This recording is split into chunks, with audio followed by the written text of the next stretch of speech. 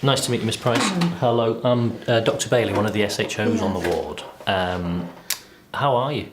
Oh, I feel much better now. I want to go home. So you've improved a lot. Good. Yeah. Good.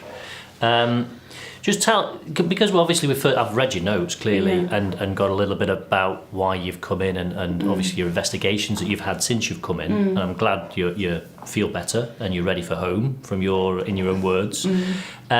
Just tell me a little bit yourself, just so I'm completely up to speed, exactly what's been happening, what led to your admission and how you are now. Well, this has never happened before, as badly as this. Okay, yeah. I've had asthma for a long time. Okay. But it's been largely controlled with a salbutamol and steroid spray. Okay, yeah. And then I had this really bad attack, and my mother got worried and brought me to hospital, and by then I was really bad. Yeah, so it sounds like the right thing was to come in, definitely. And did anything set this off, do you think, or was it an infection or anything like that? I suppose I had a cold a week or two before it, but not really that I'm aware of. Okay. I mean, I don't know what sets me off normally. And you said this is your first admission with asthma? This is the first I've been on these nebulizer things. And you've never been in hospital before with your asthma? No. And you've, like you say, you've had asthma for a while and you're on 2 inhalers. You mentioned the Ventolin, and which other inhaler before coming in were you on? Well, I didn't know it was I said salbutamol. Oh, sorry, salbutamol. Yep. A steroid one. And a steroid one. Okay. And how often were you taking the steroid one, would you? I was taking it every day for the last year or so. Okay, so your compliance with the medication's good. Yes. You don't have any. Yeah. No.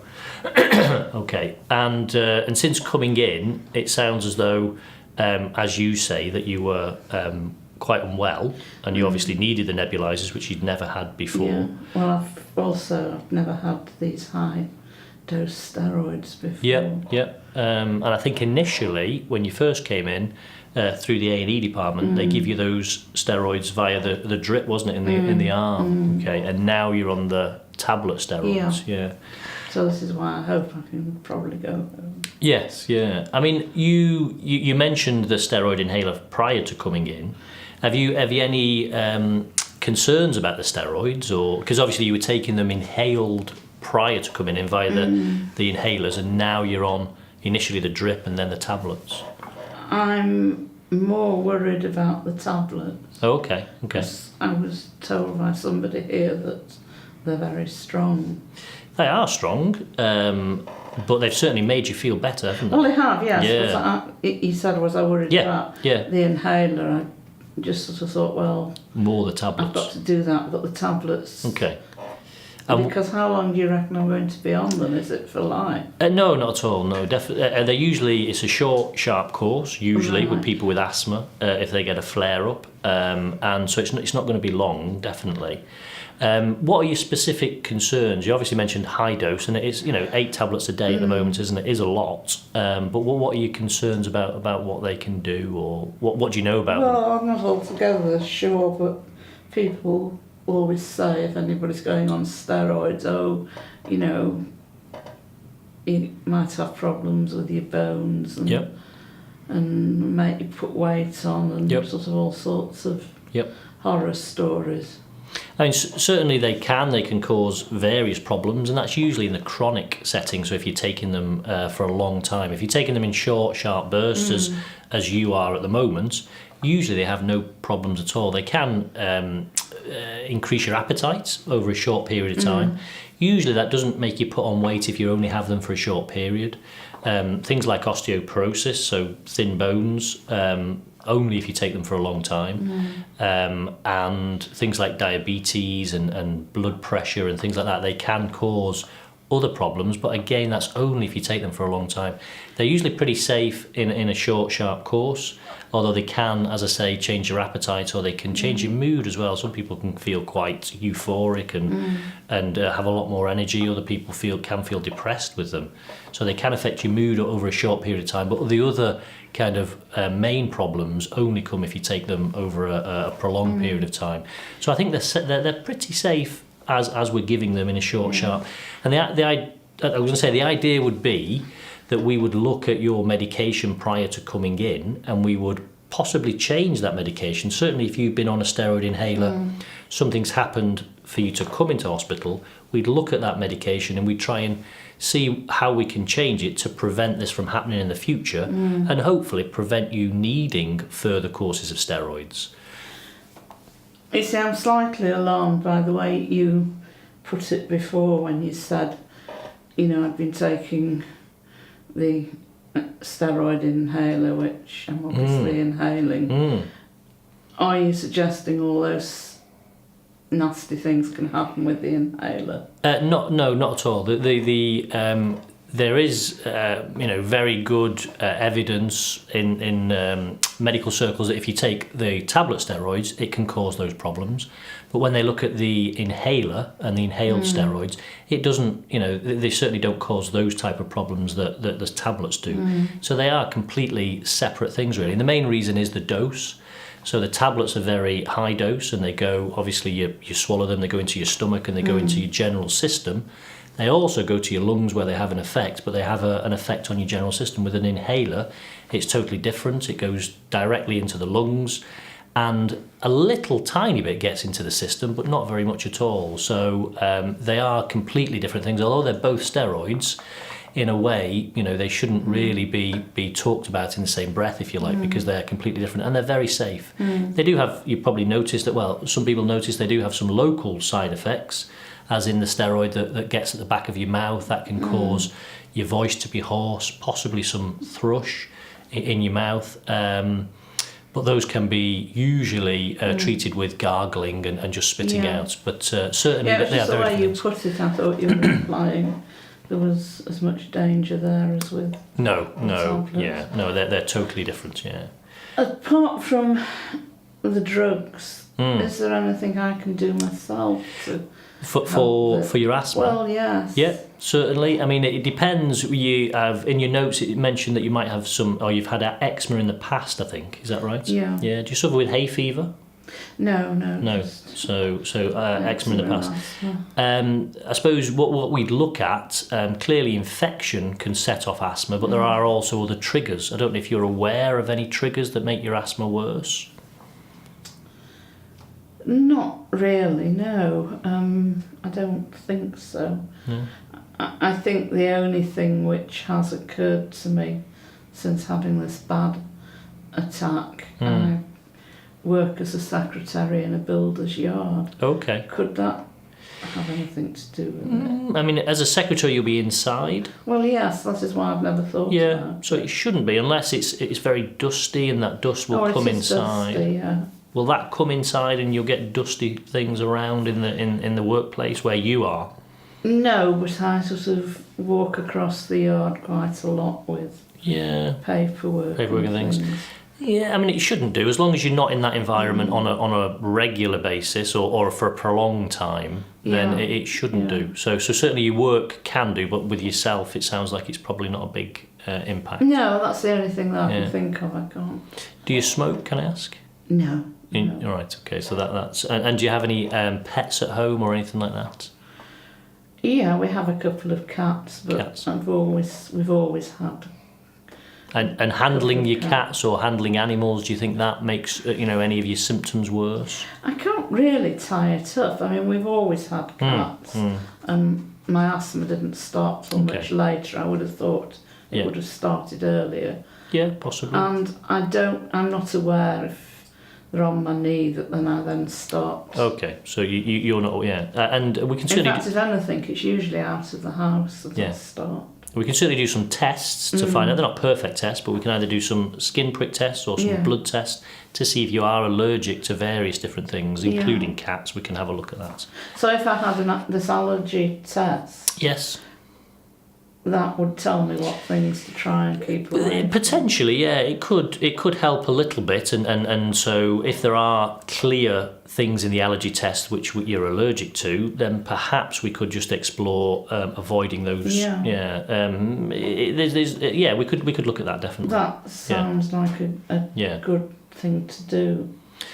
So, I'm also about to get married, and we want to start a family. Is there any implications? There shouldn't be at all. Lots of people with asthma get pregnant. There are issues.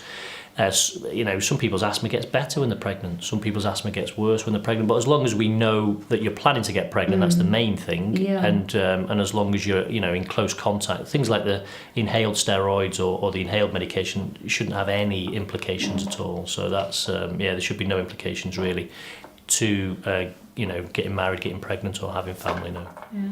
I'm sort of interested. I've got eczema and asthma, and you said have I had hay fever.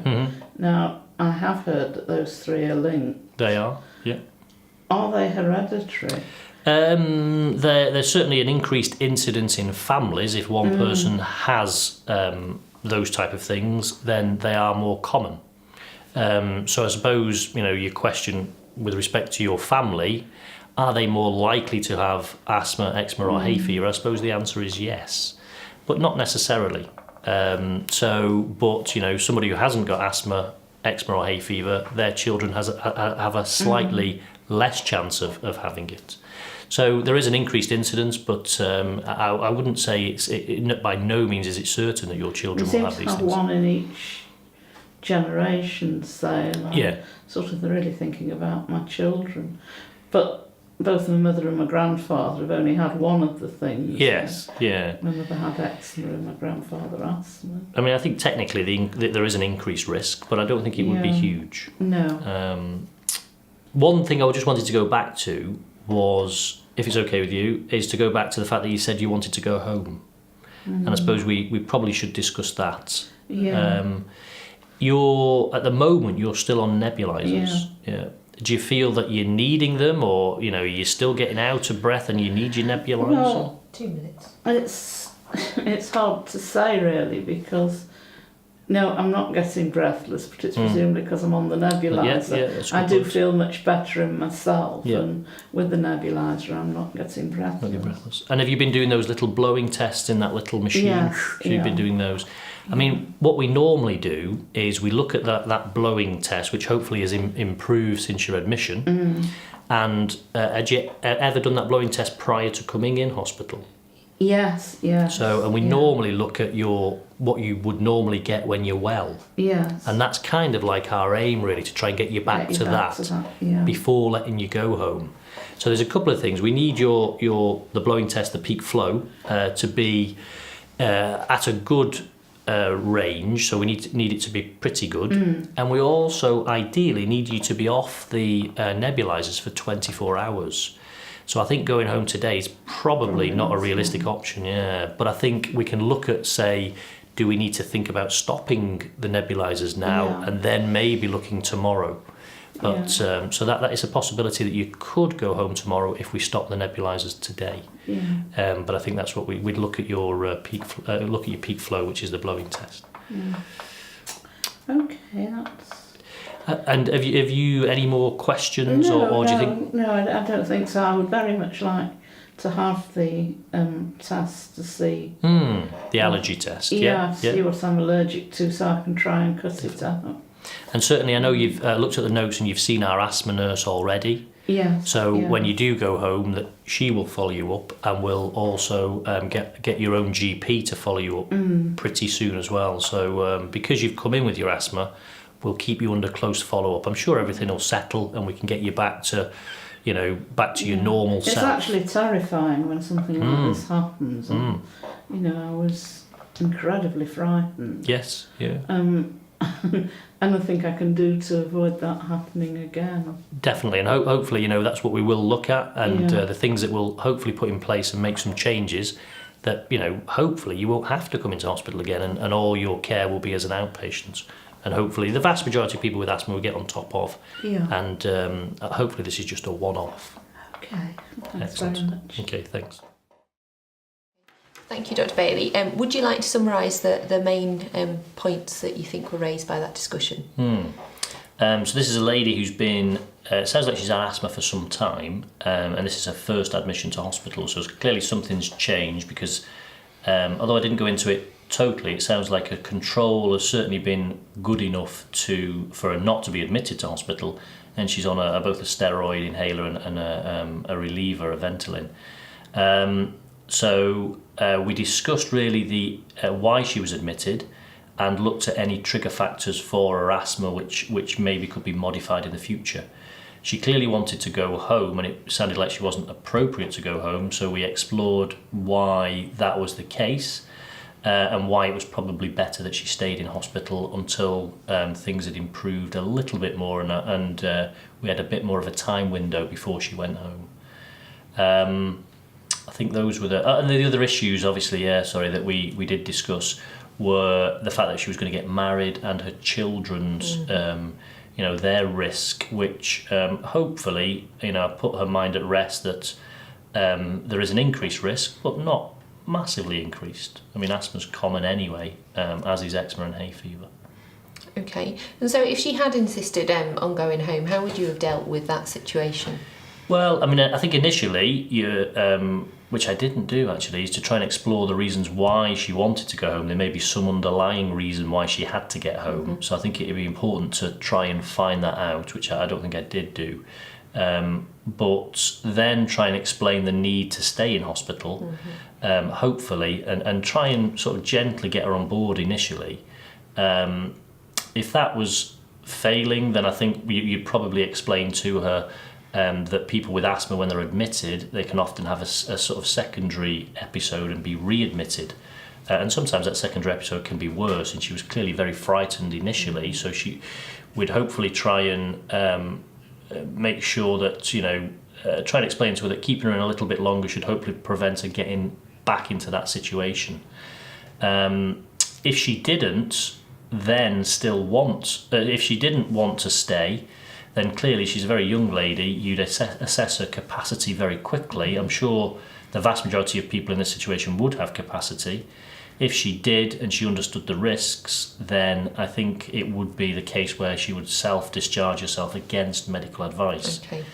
I think the policy within the hospital is that we get the patients to sign a piece of paper to say that they are taking their own self-discharge. I don't think it's a legal document by any means. And as long as I would certainly ensure that I documented in the notes clearly what I told her and the fact that what she was doing was against medical advice. Okay. But I think if her capacity was there, then clearly you couldn't stop somebody like this. If that was the case as well, we'd say that she'd been discharged early. We'd inform the asthma nurse. We'd inform the GP and try and get some close outpatient follow-up afterwards if she did insist on going down that route. And so what ethical principle is that highlighting there, someone who has capacity but wants to take their own self-discharge? Yeah, so the principle of autonomy. Okay. Yeah. Okay, thank you.